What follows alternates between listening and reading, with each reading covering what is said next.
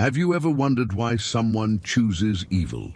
Why a person wakes up one day and decides to destroy everything around them? Why some individuals, even having all the opportunities in the world, choose to sow terror and destruction? The answer might be closer to your own story than you imagine. If you want to understand the darkest secrets of the Harry Potter universe, subscribe to the channel now and hit the bell. And tell me in the comments, what was the most haunting moment of your childhood? Or better yet, have you ever met someone who gave you chills just by looking at them? Let's discover together how abandonment can transform a child into a monster. Today we're going to dive into the most disturbing yet most human story in the entire magical universe. It's not just about dark magic or forbidden spells. It's about a boy who could have been saved, about choices that echo for decades, about how love or the lack of it can shape a destiny. And I guarantee, by the end of this story, you'll never look at villains the same way again.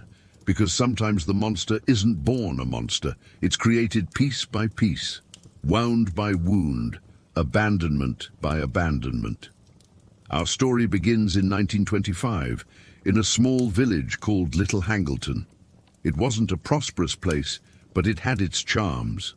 Stone houses covered in ivy, cobblestone streets that gleamed after rain, and the Riddle mansion dominating the hill like a fairy tale castle. Mr. Tom Riddle was what one could call a good catch. At 20 years old, he was tall, elegant, with black hair always perfectly combed and eyes that made the village girls sigh. Heir to a considerable fortune, he had everything that society of the time valued: money, beauty, and social status. On the other side of the village, in a cabin that looked more like a ruin, lived the Gaunt family, direct descendants of Salazar Slytherin. They were what remained of a pure-blood lineage that was once glorious. But centuries of inbreeding and excessive pride had transformed the family into a pathetic caricature of their former grandeur. Marvolo Gaunt was a cruel man who beat his children for any reason.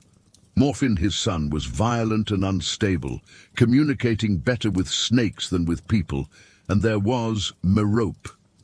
At 16 years old, she was shy, clumsy, with lifeless hair and patched clothes.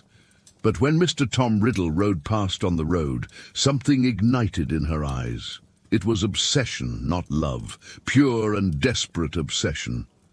Merope watched Tom from afar, hidden behind trees, memorizing every detail of his face. She daydreamed about conversations that never happened, about smiles that were never directed at her. In her disturbed mind, she was already planning their future together, the children they would have, the life they would build. But Mr. Tom Riddle barely knew she existed. When he occasionally saw her, it was with the same disdain one looks at an injured animal on the road, a mixture of pity and disgust. In 1926, the situation at the Gaunt house became unbearable. Marvolo was arrested for attacking a ministry official and Morfin for using magic on a muggle. Merope, for the first time in her life, was alone. And it was in this solitude that she made the decision that would change everything. She possessed a locket that belonged to Salazar Slytherin, a family heirloom that Marvolo guarded as a treasure. Desperate, Merope sold it to an antique dealer for a few coins. With the money, she bought the ingredients for the most powerful love potion she knew. It wasn't an impulse, it was a carefully crafted plan. For weeks, she observed Tom's habits, memorized his routine, discovered where he had breakfast. And on a March morning, when Tom stopped at the local tavern, Merope was there, not as the frightened girl she had always been, but disguised with better clothes and a smile she had practiced in the mirror. The potion worked instantly. Tom looked at her and for the first time saw beauty where there had once been indifference. His eyes lit up. He approached, began to talk. And Merope, for the first time in her life, felt desired. But it was all a lie. And deep down, she knew it. For almost a year, they lived together in the Riddle house. Tom, bewitched, treated Merope as if she were the most beautiful woman in the world. He brought flowers, whispered sweet words, made plans for the future. And Merope, desperate to believe that it was real, began to reduce the doses of the potion. She was pregnant, and somehow her mind, fragmented by obsession, believed that true love had finally blossomed, that the baby would unite them forever, that Tom would stay by his own choice. In December 1926, Merope completely stopped giving the potion. Mr. Tom Riddle woke up on a winter morning like someone awakening from a nightmare. He looked at the woman beside him, disheveled, with worn clothes, stained teeth, and couldn't understand how he had fallen in love with her. He couldn't even remember the happy moments they had shared. The horror in his eyes when she tried to explain about the baby was something Merope would never forget. He recoiled as if she were a contagious disease. He screamed words that cut deeper than any spell. "Freak, you bewitched me. I never want to see you or that thing you're carrying again." That same night, Tom fled not just from the house. He fled from the village itself. He moved to London. He started a new life, as if that year with Merope had been just a nightmare he wanted to forget. Merope was left alone, pregnant, without money and without family. But the worst wasn't the poverty. It was the rejection. It was knowing that the only man who had ever said, "I love you," was running from her as if she were a monster. She sold what remained of the family's belongings and moved to London, not to pursue Tom. She knew that would be useless, but to have the child away from little Hangleton, away from judgmental stares, away from painful memories. December 31st, 1926, New Year's Eve. While London prepared to celebrate at St. Mungo's Hospital, a silent tragedy was unfolding. Merope Gaunt was dying, not from medical complications. She was dying of heartbreak, her heart literally broken. The doctors had never seen anything like it. A woman who simply gave up on living. She gripped the nurse's hand with desperate force. "Promise," she whispered in a weak voice. "Promise you'll give him a beautiful name? Tom, like his father. Marvolo, like his grandfather, Riddle, so he knows where he came from." The nurse promised, but Merope was no longer listening. Her eyes were fixed on the ceiling, as if she saw something no one else could see. Perhaps she was seeing a different future, a future where Mr. Tom Riddle returned, where they were a family, where love was real. She died an hour after giving birth. Her last word was Tom, but no one could tell if she was referring to her husband or her son. The baby didn't cry when he was born, nor when his mother died. He just observed the world with red, penetrating eyes, as if he already knew he had arrived in a hostile place. The nurses commented later. They had never seen a newborn with such an adult gaze. And there was another strange detail. At the exact moment of Merope's death, all the hospital lights flickered, the elevators stopped. The air became cold for a few seconds, as if magic itself was mourning. Wool's orphanage in London wasn't the worst place in the world, but it also wasn't a home. It was a cold, functional institution where children were processed like numbers, beds lined up in rows, meals served at rigid hours, forced silence after 8 p.m. Mrs. Cole, the director, was a middle-aged woman who had started working with children out of vocation, but time had made her bitter. She saw so many children come and go that she had stopped getting attached. It was easier that way, less painful. Tom Riddle arrived on the first day of 1927. A baby without crying, without smiles, without the typical mischief of his age. Mrs. Cole remembers thinking, "This one is going to be trouble." She didn't know how right she was. As Tom grew, it became clear that he was different, not just more intelligent than the other children. He was disturbingly perceptive. At 3 years old, he could already read adults' facial expressions and manipulate their reactions. He knew exactly when to cry to get attention and when to stay quiet to avoid punishment, but there was something more. Strange things happened around Tom. Objects disappeared and appeared in impossible places. Animals behaved strangely near him. And when Tom got angry, which was rare, as he soon learned to control his emotions, lights flickered, doors slammed, windows trembled. Amy Benson was 6 years old when she met Tom. She was one of the few children who tried to be kind to him, perhaps because she recognized in him the same loneliness she felt. One day, she offered Tom half of her candy, a small gesture, but significant in a place where food was scarce.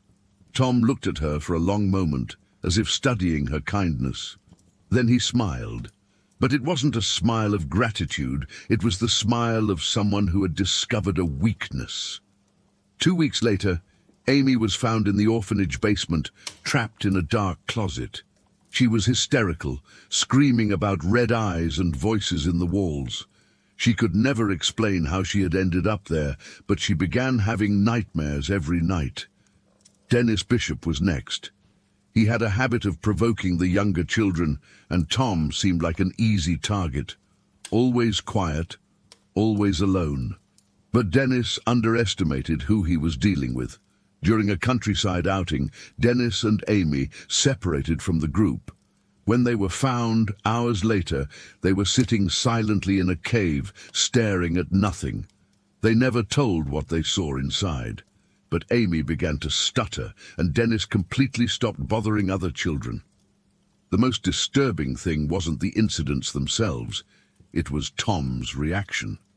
He didn't deny his participation, but he also didn't admit it. He just smiled that cold smile and said, "Sometimes people need to learn," as if he were a teacher correcting disobedient students. Mrs. Cole discovered Tom's collection by chance during spring cleaning. Under his bed, in a carefully organized shoebox, were small objects that shouldn't be there. A baby tooth that wasn't his, Amy's hair ribbon, a button from Dennis's shirt, a shiny stone, a small animal bone. When questioned, Tom showed no shame or fear. He just said, "They're mementos, important things." His voice was calm, almost polite. But his eyes gleamed with disturbing satisfaction. Mrs. Cole tried to talk to him about what those objects meant. Tom listened patiently, as if being lectured about something trivial. Then he said, "People are interesting when they're afraid. They show who they really are." At that moment, Mrs. Cole realized she wasn't dealing with a problematic child. She was dealing with something much more complex and dangerous, something she didn't know how to handle. In August 1938, Tom Riddle was 11 years old and was already a legend at the orphanage. Not a good legend. The other children avoided him. The staff spoke of him in whispers, and Mrs. Cole had started drinking to forget the incidents that happened when Tom was around. Then, on a hot summer afternoon, a man appeared at the orphanage. Tall, thin, with auburn hair and blue eyes that seemed to see through people. Professor Albus Dumbledore from Hogwarts. Mrs. Cole received him in her office nervously. She had never heard of Hogwarts, but anything that could take Tom away was welcome. When Dumbledore explained that Tom was a wizard, she didn't question it. After all the years of inexplicable events, magic seemed the most logical explanation. "He's different," she whispered to Dumbledore. "Not just intelligent. There's something about him that gives me chills. The other children are afraid of him. I am too." Dumbledore listened attentively. He had dealt with many magical children over the years, but rarely received such disturbing reports. He decided he needed to meet Tom personally. Dumbledore found Tom in his room, sitting on the bed, reading a book that was clearly too advanced for his age. The boy looked up and smiled, a polite smile, perfectly calibrated. "Good afternoon, Professor Dumbledore," said Tom, although no one had mentioned the visitor's name or title. Dumbledore felt a chill. It wasn't just the intellectual precocity that bothered him. It was something deeper, Tom's eyes were too old for his young face, as if there were an old and tired soul observing through them. "Do you know why I'm here?" asked Dumbledore. "You've come to take me away," replied Tom, "to a place where people like me belong, where I can learn to use my talents." The word talents was pronounced with a satisfaction that made Dumbledore shift in his chair. It was as if Tom knew exactly what his powers had caused and was proud of it. Dumbledore explained about Hogwarts, about magic, about the wizarding world. Tom listened to everything with concentrated attention, asking intelligent questions and demonstrating an understanding that went beyond his age. "You're not a monster, Tom," said Dumbledore at the end of the conversation. "You're a wizard, but with great power comes great responsibility." Tom smiled politely, but inside he thought, "I know exactly what I am, and now I'm finally going to a place where I can become much more." On the day of departure, something strange happened. Tom, who had never shown attachment to anything or anyone, made sure to personally say goodbye to each child he had disciplined over the years. To Amy Benson, he gave a small, smooth stone. "So you remember," he said, with that cold smile. Amy began to cry without being able to explain why. To Dennis Bishop was a drawing he had made, a drawing of a snake coiled around a tree. "Keep it safe," said Tom. "You'll need it." And to Mrs. Cole, he simply said, "Thank you for all the lessons. I learned a lot here." The woman understood it wasn't gratitude, it was a veiled threat. When Tom finally left, carrying his simple suitcase and his air of superiority, the orphanage fell silent. Not a silence of peace, but of relief, as if a predator had left the territory. That night all the children slept better, but many still woke up screaming, dreaming of red eyes and whispering voices. On September 1st, 1938, Tom Riddle stepped into Hogwarts for the first time and felt he had come home, not because he found affection or belonging, but because he was finally in a place where his power made sense. The Sorting Hat barely touched his head before shouting, "Slytherin!" But Tom noticed the hesitation. For a moment the Hat had considered other options. Ravenclaw, perhaps, for his intelligence, or even Gryffindor, if he had chosen a different path. But Tom didn't want intelligence for its own sake. He wanted power, and Slytherin was where power was valued. In the first days, Tom observed, studied the other students, memorized their weaknesses, identified those who could be useful. He didn't try to make friends. He collected human resources. Abraxas Malfoy was the first to be attracted, rich, influential, but insecure about his own importance. Tom offered him something money couldn't buy, the feeling of being special, of belonging to something greater. Antonin Dolohov was violent and impulsive. Tom offered him direction, a cause in which to channel his aggressiveness. Everyone had something Tom needed, and he knew exactly how to get it. He didn't dominate them through fear, not yet. He dominated through charisma. He made each one feel chosen, special, part of a select group that understood truths others couldn't see. During the day, Tom Riddle was the perfect student. He sat in the front row, answered questions eloquently, helped struggling classmates. The teachers loved him. He was polite, brilliant, always willing to help. But at night, when the castle slept, Tom transformed. He had discovered the restricted section of the library in his first year, not by chance, through careful planning. He observed Madame Pince's patterns, memorized the prefect's schedules, learned which corridors made noise and which were silent. The books he sought weren't about common spells. They were about dark magic, about ancient rituals, about forms of power that most wizards would never dare contemplate. And Tom absorbed everything with the thirst of someone who had finally found his true calling. Professor Slughorn, the head of Slytherin, had a select group of favorite students, the Slug Club. Tom was invited in his first year and quickly became the star of the group. He knew exactly what each adult wanted to hear, how to make them feel important and special. But it was with Slughorn that Tom learned his most valuable lessons, not just about potions, but about manipulation. Slughorn was a collector of talented people, and Tom studied his techniques like a scientist studies a new species. In his second year, Tom discovered something that would change everything. On a research night in the library, he found references to the Gaunt family. He didn't know they were his relatives, but the name intrigued him. He followed clues, connected information, until he discovered the shocking truth. He wasn't just a wizard, he was a direct descendant of Salazar Slytherin. His blood carried a lineage that went back to the very founders of Hogwarts. He was special in a literal, genetic, indisputable way, but this discovery came with a price. Tom discovered the truth about his parents. His mother, Merope, was a pathetic witch who had died of heartbreak. His father was a common muggle who had fled upon discovering the truth about magic. The rage Tom felt in that moment was different from anything he had ever experienced. It wasn't the hot anger of childhood, but something cold, calculated, that settled in his chest like a permanent parasite. He hated half of himself. He hated the muggle blood that ran through his veins.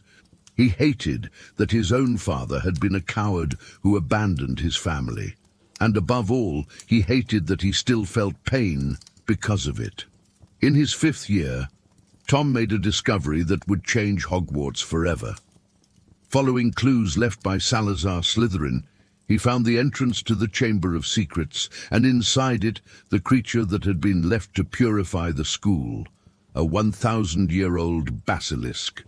The first time Tom descended into the chamber, he didn't know what to expect. But when he saw the basilisk, a gigantic serpent with deadly eyes, he felt an immediate connection. It was the first living being that didn't fear or judge him. It was pure power, pure obedience. Tom spent months learning to communicate with the creature. He discovered that the basilisk was hungry after decades of hibernation. It was ready to hunt, and Tom was ready to direct it. But he needed to be careful. He couldn't simply free the basilisk to kill indiscriminately. That would draw too much attention, bring investigations. Tom needed something more subtle, more controlled. Myrtle Warren was a Gryffindor student 2 years younger than Tom. She wasn't popular, in fact. She was frequently ridiculed for her appearance and behavior, but she had a disturbing habit. She liked to spy on other people's conversations. Tom had noticed her several times, hidden behind pillars, listening to discussions that weren't her business. She was a risk. If she discovered his secrets, his nightly plans, she could ruin everything, so Tom made a choice. It wasn't an impulse of anger or fear. It was a calculated, cold, logical decision. Myrtle needed to die. On the night of June 13th, 1943, Tom lured Myrtle to the second-floor girls' bathroom. He said he had something important to show her, something she would love to write in her diary. Myrtle, hungry for attention, followed him without hesitation. Tom summoned the basilisk. He saw the terror in Myrtle's eyes when the creature appeared. He saw the exact moment when life went out and felt nothing, just a scientific curiosity about how death worked. Later, while observing the chaos that followed, teachers running, students crying, investigators arriving, Tom felt something new: power, control. He had caused all of that. He was the center of an event that would change Hogwarts history, and he liked it. That night, alone in his bed, Tom performed the darkest ritual he knew. Using Myrtle's murder as a catalyst, he split his soul for the first time, placing a piece of it in the diary he had received as a gift. A common diary, but one that would become something much more dangerous. The process was agonizing. Tom felt as if he were being torn apart inside, as if an essential part of himself was being ripped away. But when it was finished, he felt different, less vulnerable, more distant from his own emotions. He didn't know yet, but he had taken the first step on a journey that would take him further and further away from humanity. Each Horcrux he created would make him less capable of feeling love, empathy, remorse, less human. But in that moment, Tom only knew that he had discovered the secret of immortality and that he would never again be vulnerable as he had been in childhood. Tom knew that Myrtle's death would bring investigations. Dumbledore, who was now Transfiguration Professor, was asking uncomfortable questions. The Ministry was pressuring for the school to be closed. Tom needed a scapegoat, someone who could be easily accused, who couldn't defend themselves effectively, and he had the perfect candidate, Rubeus Hagrid. Hagrid was 3 years older than Tom, but infinitely more naive. He collected dangerous creatures, constantly broke rules, and was easily manipulated, perfect to take the blame. Tom planted evidence carefully. He spread rumors about the dangerous creature Hagrid kept hidden. He created a convincing narrative about how Hagrid's monster had killed Myrtle. When Hagrid was expelled, Tom watched from the audience, saw the boy's tears, saw his desperation, saw how he tried to explain that he would never hurt anyone.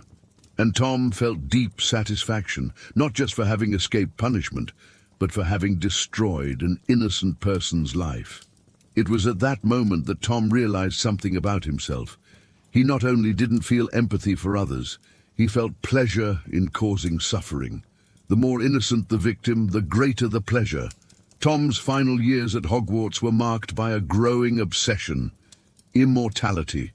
He had proven that he could kill without remorse, that he could manipulate anyone, that he could escape any consequence, but he was still mortal, still subject to the only force he couldn't control: death.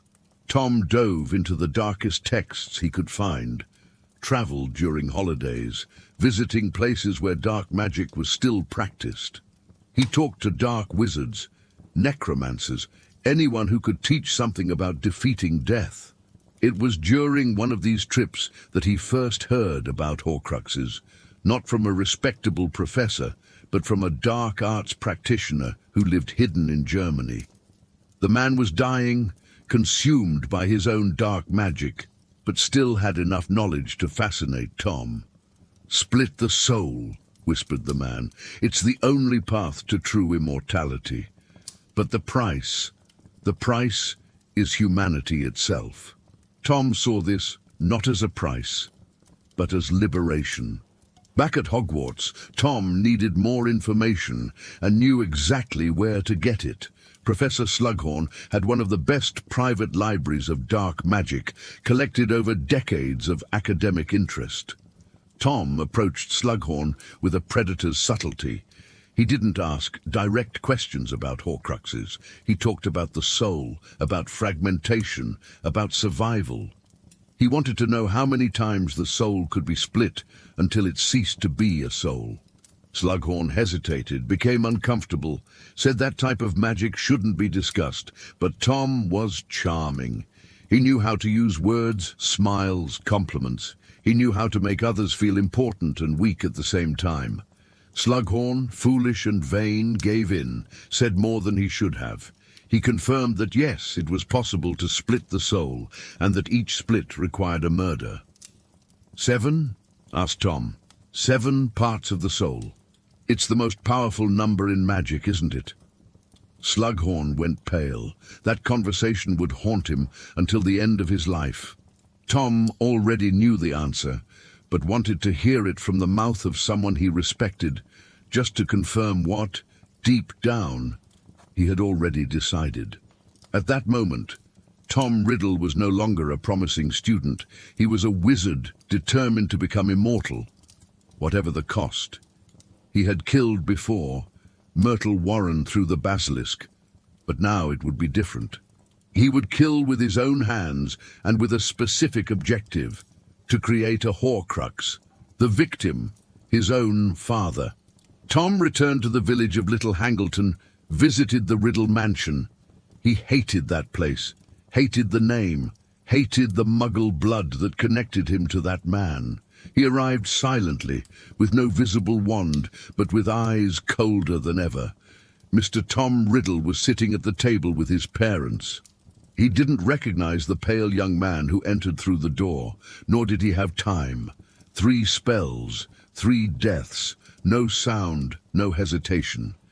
He killed his own father and paternal grandparents with the coldness of someone erasing a name from a list. Then he used Marvel O'Gaunt's ring, inheritance from the maternal family, as the receptacle for the Horcrux. His soul was now even more fractured, and his humanity more distant. Back at Hogwarts, Tom graduated with all honors and then, in an almost poetic maneuver, asked Dumbledore to be the new Defense Against the Dark Arts teacher. Dumbledore refused. He said Tom was talented, but saw in him a thirst for power that made him dangerous. It wasn't an invitation, it was a farewell. Tom never forgave that refusal, and after that, the defense position never again had a permanent teacher. It's believed he cursed it. In the following years, Tom disappeared from the wizarding world, traveled, studied, dove into the deepest darkness. His eyes lost their shine, his skin grew pale, his body deformed. It was as if, by tearing pieces from his soul, his body also fell apart. He no longer saw himself as human. Now he was Lord Voldemort. He returned different, colder, more powerful, surrounded by followers who called him the Dark Lord. He chose them carefully, manipulable, cruel, thirsting for blood. He created the symbol of darkness, the Dark Mark, and with it spread terror. Over time, Voldemort no longer remembered what it was like to be Tom. His memories became confused, his feelings had disappeared. He trusted no one, not his Death Eaters, not his servants. The only thing that still guided him was the fear of death, until a prophecy was made. A child born at the end of July would have the power to destroy him. Voldemort, obsessed with control, decided to act before fate could reach him. He chose baby Harry Potter as the threat and tried to kill him, but failed. The curse rebounded on him. His body was destroyed. His soul, already torn by so many Horcruxes, survived as a spectre. And so began his downfall. Years later, he would return. With the help of dark spells, he would recover a body. He would start another war, kill, spread panic, but he was no longer invincible. The time had changed everything. His Horcruxes, created to protect him, became his weakness. Each fragment of his soul scattered throughout the world was a vulnerability that Harry Potter and his friends discovered how to exploit. Harry Potter, the boy who lived, grew up surrounded by the love that Tom never knew. Raised by friends who gave their lives for him, protected by teachers who cared, loved by people who chose to stay by his side, even in the darkest moments. And when the two faced each other for the last time in the Great War of Hogwarts, it wasn't brute force that defeated Voldemort. It was exactly what he had despised his entire life. Love. The love of Lily Potter, who sacrificed herself for her son. The love of James, who died trying to protect his family. The love of Sirius, who treated Harry like the son he never had. The love of Hermione and Ron, who never abandoned him. The love of Dumbledore, who dedicated the last years of his life to prepare Harry for that moment. Even Snape's love, complex and tortured, who protected Harry out of love for Lily. Voldemort, in his arrogance, never understood that the power the Dark Lord knows not mentioned in the prophecy wasn't a secret magic or a powerful spell. It was simply the ability to love and be loved, to sacrifice oneself for others, to choose compassion instead of cruelty. When Voldemort's Avada Kedavra collided with Harry's Expelliarmus that final night, it wasn't just two spells clashing. It was the confrontation between two completely opposite life philosophies, one based on fear, control, the desperate search for power, another based on human connection, courage born from love, strength that comes from having something to fight for beyond oneself. And the result was inevitable. Voldemort, with his soul shattered and incapable of feeling any real connection, was destroyed by the very magic he tried to use. He died not as the most powerful wizard in history, but as Tom Riddle had always been deep down, a frightened and lonely child, trying to control a world he never managed to understand. The tragedy of Tom Riddle wasn't just personal, it was a warning to all of us. He never wanted to be just a wizard. He wanted to be eternal. He wanted to be adored. He wanted to be remembered, but he chose fear as his path. And in the end, he died as he was born, alone, afraid, and without love. His desperate search for immortality led him exactly to what he feared most, a lonely and forgotten end. Because, in the end, Voldemort was forgotten. Yes, he was remembered as a symbol of terror, but Tom Riddle, the boy who could have been saved, disappeared completely. No one cried for him. No one missed him. No one kept good memories of who he was before darkness consumed him. True immortality doesn't come from Horcruxes or dark magic. It comes from being remembered with love, from leaving the world a little better, from touching people's lives in a positive way. Harry Potter achieved this real immortality without ever seeking it. His parents achieved it through sacrifice. Dumbledore through the wisdom and protection he offered to generations of students. Tom Riddle could have been remembered as the brightest wizard of his generation, as someone who used his talents to protect and teach. He could have found a family at Hogwarts, as so many other orphans found. He could have learned that true power doesn't come from dominating others, but from lifting up those around us. But the choices we make define who we become. And Tom chose isolation instead of connection, fear instead of love, control instead of trust. Each decision took him further from humanity, until nothing remained of the boy he once was, only the monster he decided to become. There is no spell more powerful than empathy, and there is no greater tragedy than a boy who could have been saved, but was forgotten by everyone, including himself. Tom Riddle's story teaches us that evil is rarely born ready. It's cultivated in soil of abandonment, watered with rejection, fertilized with the absence of love. But it also teaches us that there's always a choice. Even in the most difficult circumstances, we can always choose compassion instead of cruelty, connection instead of isolation, love instead of fear. Harry Potter had a difficult childhood with the Dursleys, but found love at Hogwarts and chose to open himself to it.